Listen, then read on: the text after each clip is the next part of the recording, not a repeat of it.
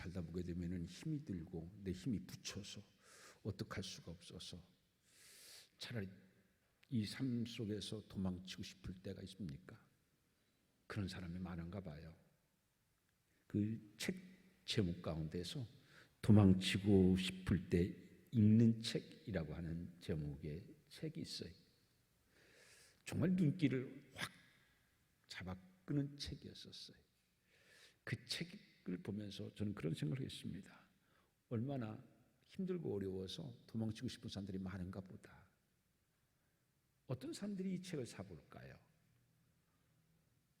어떤 사람들이 눈에 그 책이 확 들어올까요? 도망치고 싶고 너무 힘들다, 너무 버겁다, 내려놓고 싶다, 방법을 찾을래도 찾을 수 없고 길을 찾을래도 찾을 수 없을 때 차라리 도망가고 싶다 하는 사람들이 아마 이러한 책을 많이 볼 것이고 공감하게 될 것입니다. 그 책에는 그렇게 이야기합니다. 자꾸 숨이 막힌다. 사는 게요, 숨이 막힌대요. 그리고 쉬고 싶을 때 쉬어야 되는데 쉬지 못하고, 울고 싶을 때 울어야 되는데 그렇지 못하고, 웃고 싶을 때 웃어야 되는데 그런 일도 없어요. 그게 우리의 사는 현실이라고 그렇게 얘기를 해요.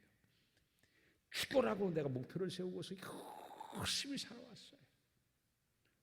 정말 최선을 다해서 젖먹던 힘까지 다 내면서 목표를 향해서 달려왔는데 이제는 달려왔나 생각해 보니까 내 목표점은 여기에 있었던 것이 벌써 저쪽으로 멀리 더 도망가 버리고 만대요. 그럴 때 얼마나 힘이 빠지고 허탈하겠습니까? 그럴 때에 사람들은 내 힘이 여기까지구나, 난 안 되는구나, 그게 도망치고 싶은 생각이 있대요. 그런 도망자의 심정은 어떨까 한번 생각해 봤습니다. 여러분 기억나십니까? 예전에 그 한참 텔레비만 키면은 나왔던 사람이 있어요. 여자분인데 그 행복전도사로 활동하던 그 작가, 최윤 작가가 있습니다. 잘 기억나지 않을지 모르지만 아마 사진을 보면 이분 그래 옛날에는 정말 텔레비 많이 나왔어. 정말 그 에너지가 넘치고 긍정적 에너지가 쾌활하고 뭐 이런 것이 뿜뿜했었어요. 늘 행복하고 늘 감사하고 늘 기쁘고 그랬었어요. 그 사람의 인생에는요 어둠이 하나도 없고요, 걱정, 근심, 고민이 하나도 없는 것 같고요, 늘 기쁘고, 그녀의 인생에는 어떤 그 인생의 장애물도 없는 것 같은 모습으로 살았어요. 얼마나 많은 사람들에게 힘을 주고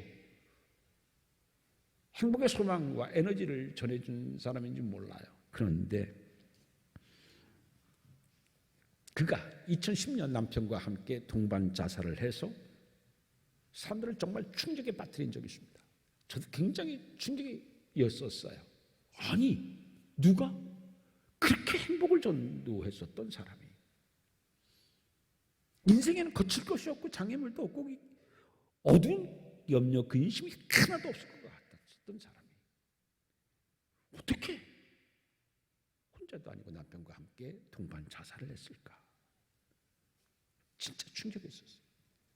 근데 얼마 후에 그녀가 죽고 난 다음에 그녀가 그 자살 전에 써놓은 유서가 공개되어졌어요. 그 유서는 이렇습니다. 떠나는 글. 저희는 행복하게 살았습니다. 작은 일에도 감사하고 최선을 다해서 살았습니다. 그런데 2년 전서부터 여기저기 몸에서 경계 경보가 울리기 시작합니다. 능력에 비해서 너무 많은 일을 하다 보니 배터리가 방전된 거래요. 2년 동안 이번 표현을 반복하면서 많이 지쳤습니다. 그래도 감사하고 희망을 붙들려 노력했습니다. 그런데 추석 전주에 폐에 물이 찼다는 의사의 선고가 있었습니다. 숨쉬기가 힘들어서 응급실에 실려갔고 거기서 또 한 번의 절망적인 선고를 제가 듣게 됩니다. 그것은 이번에는 심장에 이상이 생겼대요. 더 이상 입원해서 링거를 주렁주렁 매달고 살고 싶지는 않습니다. 혼자 이 세상을 떠나려고 해남 땅끝 마을까지 가서 수면제를 먹었는데 남편이 119 신고를 하고 추적해서 찾았습니다. 저는 통증이 너무 심해서 견딜 수가 없고 남편은 그런 저를 혼자 보낼 수는 없고 그래서 우리 둘은 동반 떠남을 결심하게 되어졌습니다. 호텔에는 정말 죄송합니다. 용서 또 용서를 구합니다. 너무 착한 남편 미안하고 또 미안할 뿐입니다. 그동안 저를 사랑해 주시고 신뢰해 주신 분들께 죄송하고 또 죄송합니다. 그러나 700가지 통증에 시달려 본 분이라고 하면 제 마음을 조금은 이해하시라 생각합니다. 모든 분들께 다시 한번 죄송합니다. 700가지의 통증에 시달렸었을 때 낮이고 밤이고 통증이 떠나지 않았을 때 통증 때문에 잠을 자주 못했었을 때 그녀가 선택할 수 있는 것은 이 통증에서 고통에서 도망치고 싶은 것이었었어요. 도망치는 것은 결국 뭐냐면 자살이었었습니다. 사는 고통이 너무 크고 감당할 수가 없어서 도망치고 싶은 도망자의 심정을 이 유서에서는 절절하게 우리에게 보여주고 있습니다. 그런데 오늘 본문에는 또 다른 도망자의 모습이 나오는데 오늘 본문에 나오는 도망자는 삶이 고통스러워서 도망치는 도망자가 아니라 반대로 살기 위해 도망치는 도망자의 모습이 본문에는 기록되고 있습니다. 너무 고통스러워서 도망치는 삶, 그 사람의 심정은 지금 최은희의 유서를 통해서 우리가 엿볼 수 있습니다. 그런데 살기 위해서 도망치는 사람의 심정은 어떨까요? 살기 위해서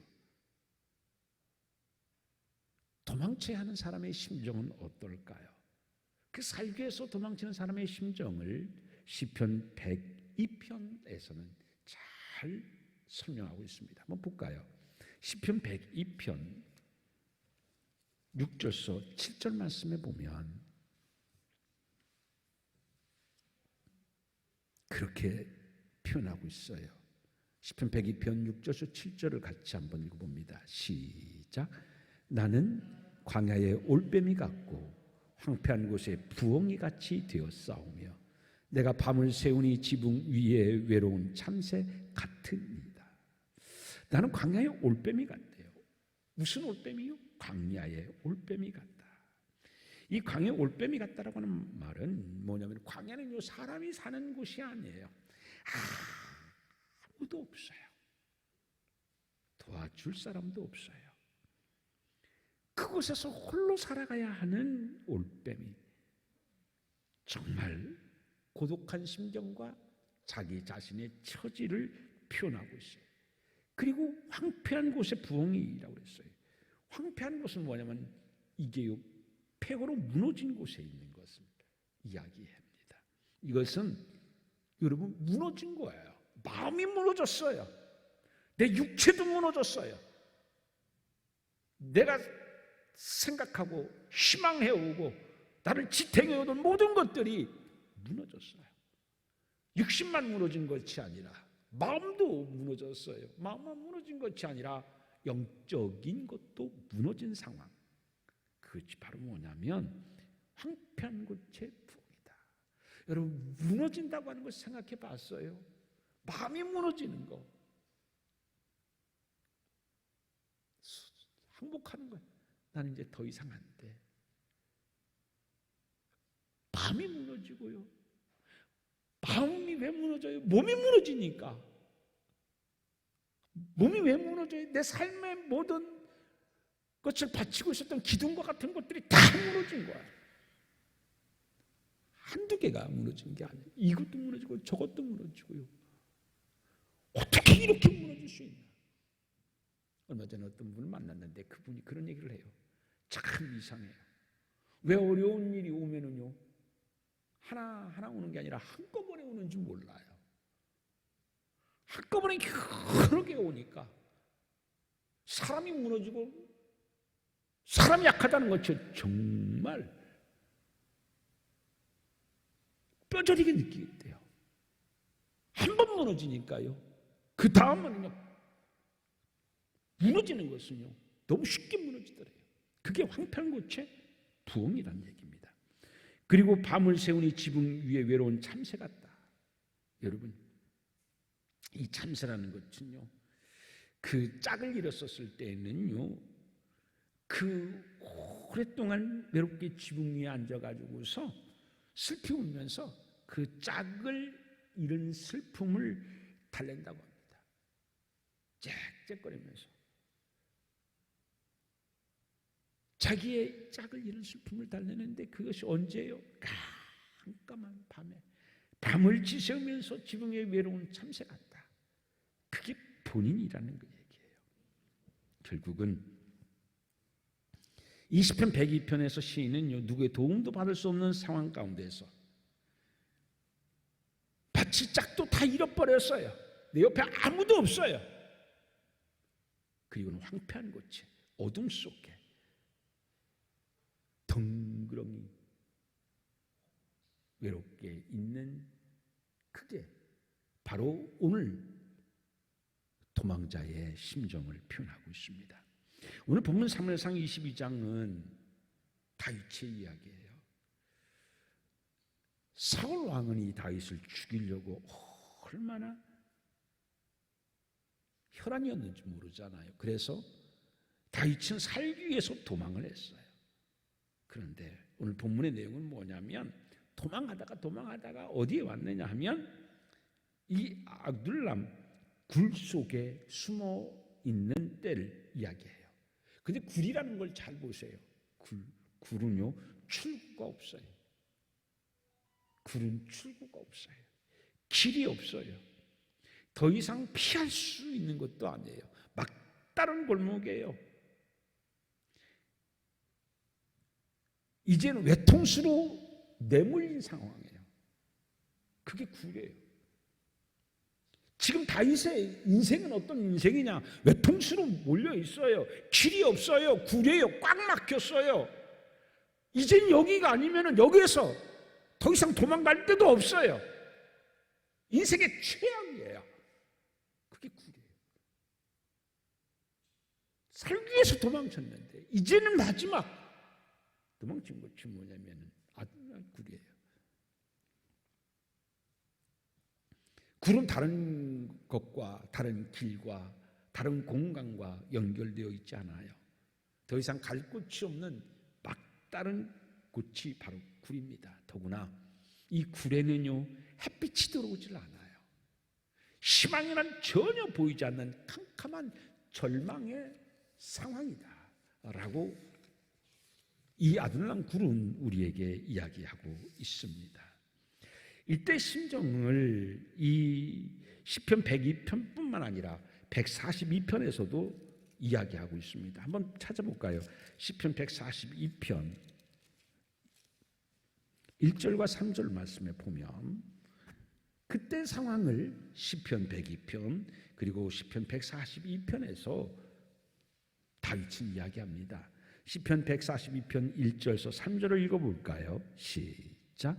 내가 소리내어 여호와께 부르짖으며 소리내어 여호와께 간구하는도다. 내가 내 원통함을 그의 앞에 토로하며 내 우환을 그의 앞에 진술하는도다. 내 영이 내 속에서 상할 때에도 주께서 내 길을 아셨나이다. 내가 가는 길에 그들이 나를 잡으려고 올무를 숨겼나이다. 여러분, 지금 다윗은 원통함의 심정으로 우환이 가득한 마음으로 지금 우리가 읽은 시편 140편의 이런 마음을 가지고서 어디로 들어갔느냐? 바로 이 사무엘상 22장에 있는 이 아둘람 굴로 들어갔다. 어떤 심정으로 들어갔냐? 이렇게 마음이 상하고 우환이 가득하여서 무거운 발걸음으로 들어갔다라는 이야기인 것입니다. 이때 그의 상황은 그의 아내 미갈마저도 잃어버렸어요. 모든 사람들이요 막 얼마나 그를 칭찬했고 영웅 대접했어요. 그 영광이 다 잃어져 버렸어요. 그의 가장 든든한 친구였었던 요나단마저도 방패 역할을 해줬고요, 때로는 든든한 보호자가 되고 우군이 됐었던 요나단마저도 상황입니다. 남아있는 게 없어요. 그를 보호해주고 힘겨줄 만한 것이 다 이루어져 버렸다 뿐만 아닙니다. 우리가 잘 아는 것처럼 다윗은 골리앗을 무찌른 영웅, 용장 아닙니까? 그런데 지금 이 골리앗을 무찌르던 하늘까지 닿았던 용기마저도 지금 다윗에게는 사라져버리고 말았어요. 그리고서는요, 이제는 살기 위해서요, 미친 사람 흉내까지 내면서 비참한 모습으로 자존심마저 이루어져 버려가면서 살아야 되는데, 이제 살기 위해서 그 아둘람 굴로 들어가게 되었던 것입니다. 여러분, 그 시편 142편의 2절에 보게 되게 되면 그 4절서 한번 읽어볼까요? 4절 시작. 오른쪽을 살펴보소서. 나를 아는 이도 없고 나의 피난처도 없고 내 영혼을 돌보는 이도 없나이다. 그의 편이 되어줄 사람은 아무도 없어요. 다 자기를 죽이려고 하고 현상금 받으려고 다윗을 밀고 하려고 하는 사람만이 있지 누구 하나 다윗을 도와주는 사람이 없어요. 그의 편도 하나도 없어요. 그때 아까 제가 무너진다는 표현을 썼는데 얼마나 다윗이 혼자 무너졌을까요? 광야의 올빼미처럼 황폐한 곳의 부엉이처럼 밤새 지붕 위에 외로운 어둠 속의 참새처럼 떨며 무서움에 떨며 고독에 떨며 걱정, 우한, 근심으로 떨며 이 굴 속으로 들어가는 다윗의 모습을 우리는 상상해 볼 수 있습니다.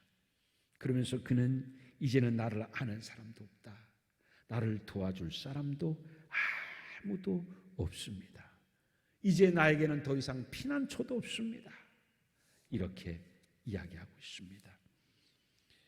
피난처도 없다고 하는 것은 무슨 얘기예요? 이제 더 이상 도망갈 데도 없다는 얘기예요.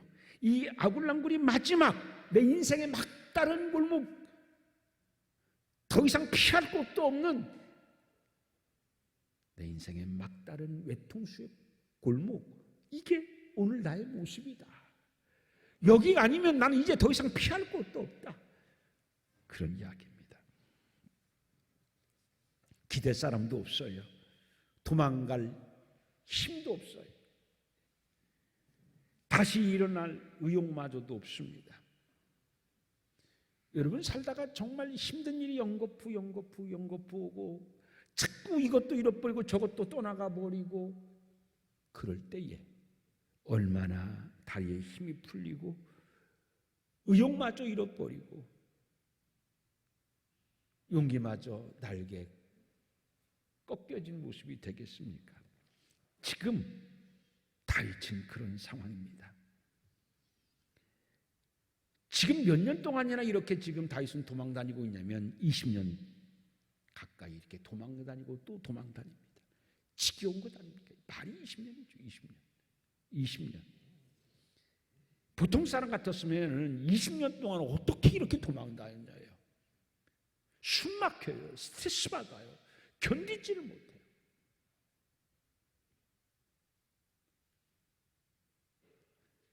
말이 20년이죠. 700가지의 그 통증이 고통에서 이 체험이 약간 그 행복전도사 너무 지치니까 항복전도사가 저렇게 자살을 했어. 이해를 못해. 근데 여러분, 700가지의 통증을 갖고 사는 사람들은 아마 이해해 주실 줄 믿습니다. 그 고백 속에서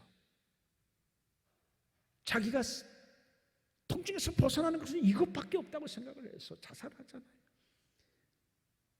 20년 동안이나 그렇게 피말리면서 도망다니면요, 2년도 얼마나 긴 세월이에요.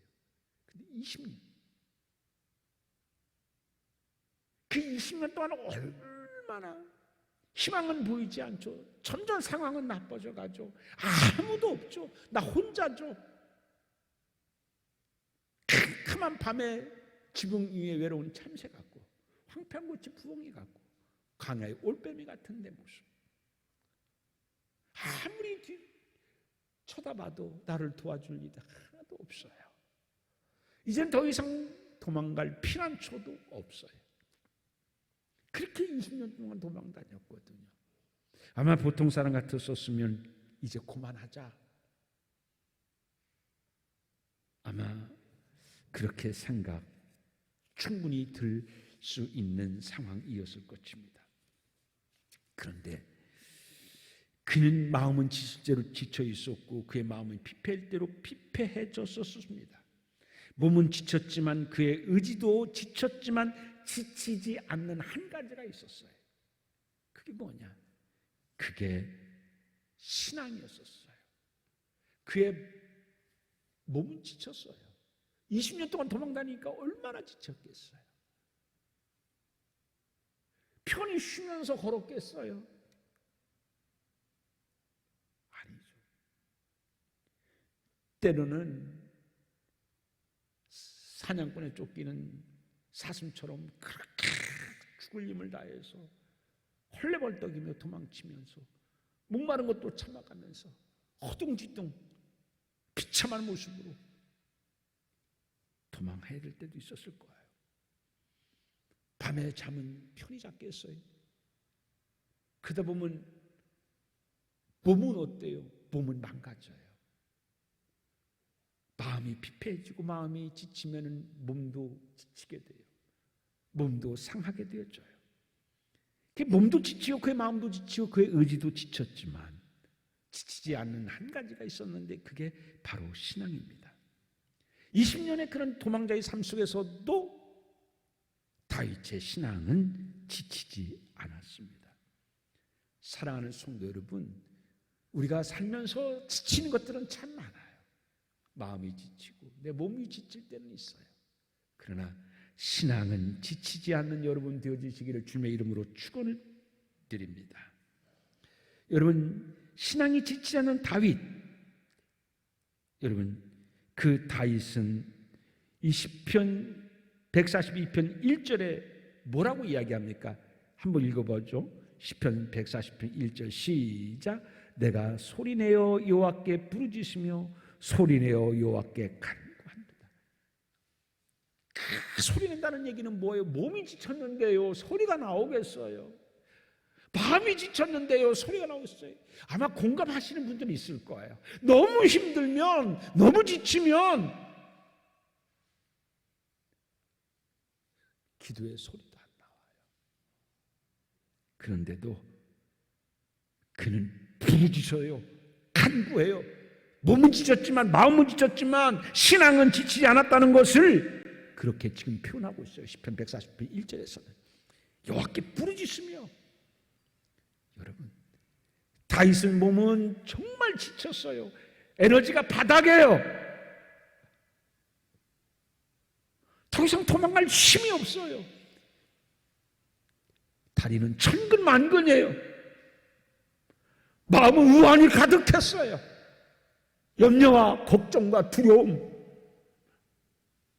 몸, 마음, 어느 성한 곳 하나도 없었어요. 그런데 성한 곳 하나가 있었는데 그게 바로 신앙입니다. 그래서 그는 그런 가운데서도 여호와께 부르짖는 거예요. 몇 년째 이렇게 부르짖어요? 20년째 이렇게 부르짖어요. 여러분 생각해 보세요. 20년째 부르짖는다는 것은요, 포기해도 벌써 포기할 겁니다. 2년 동안 기도해도 안 들어주면 웬만한 사람은 포기합니다. 2년이 아니라 2개월도 포기하는 사람이 얼마나 많아요. 2개월이 아니라 2주에 포기하는 사람도 얼마나 많아요. 그런데 다윗은요 20년 동안이나요 똑같이 기도합니다. 똑같이 부르짖습니다. 똑같이 간구합니다. 다른 건 다 지치고 피폐해졌지만은 신앙은 피폐해지지 않고 신앙은 지치지 않았어요. 20년 동안요 얼마나 수백 번, 수천 번, 수만 번 기도하고 또 기도했을 겁니다.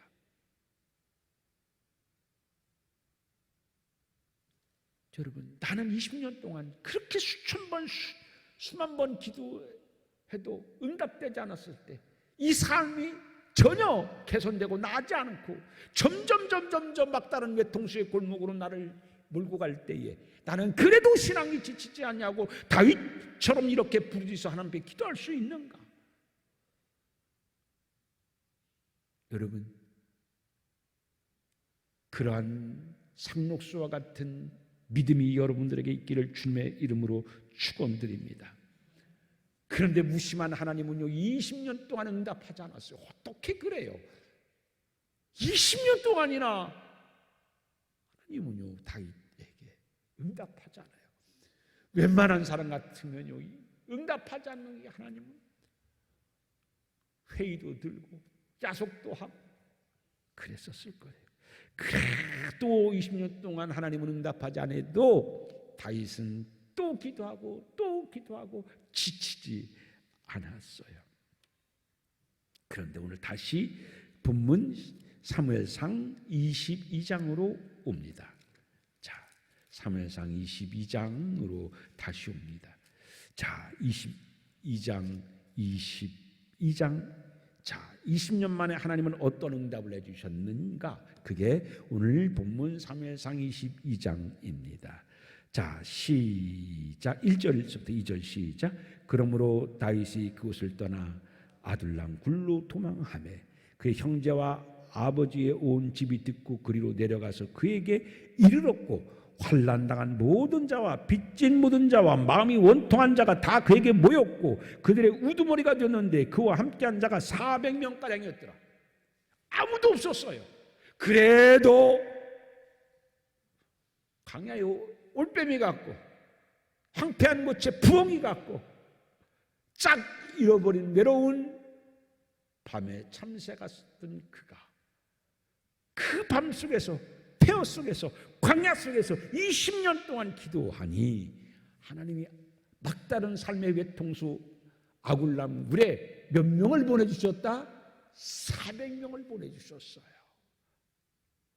자, 여러분, 그런데요 참 하나님은요 이 어떤 사람을 보내주셔 쓸만한 사람, 힘 있는 사람, 유력자를 좀 보내주시면 어때요? 그런데 어떤 사람을 보내주셔요?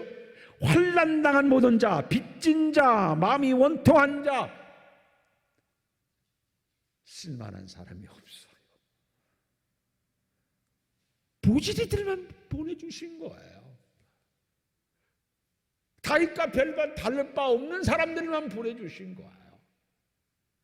이왕 보내주시면 좀 용사 같은 사람들, 장수 같은 사람들, 힘이 센 사람들, 유력자들, 이런 사람을 보내주면 얼마나 좋아요. 그런데 하나님은요 겨우 보내주신 것이 환난당한 사람들, 빚진 사람들, 그리고 마음이 원통한 자들, 이런 사람만 400명을 보내주셨어요. 자, 이 사람들도 어떤 사람들입니까? 다윗 못지않게 깊은 인생의 수렁에 빠진 사람들이에요. 그게 환난당한 사람들, 그게 빚진 사람들, 그게 원통한 사람들.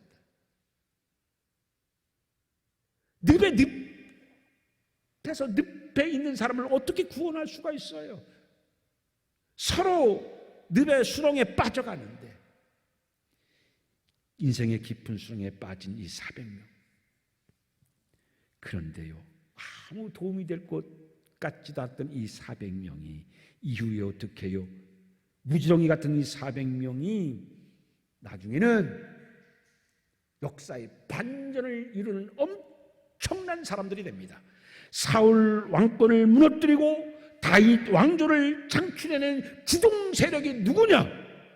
장수가 아니라, 용맹한 사람이 아니라, 유력자가 아니라 인생의 깊은 수렁에 빠져서 빚진 자들, 도망자들, 환난당한 사람들, 원통한 자들, 이 사람들이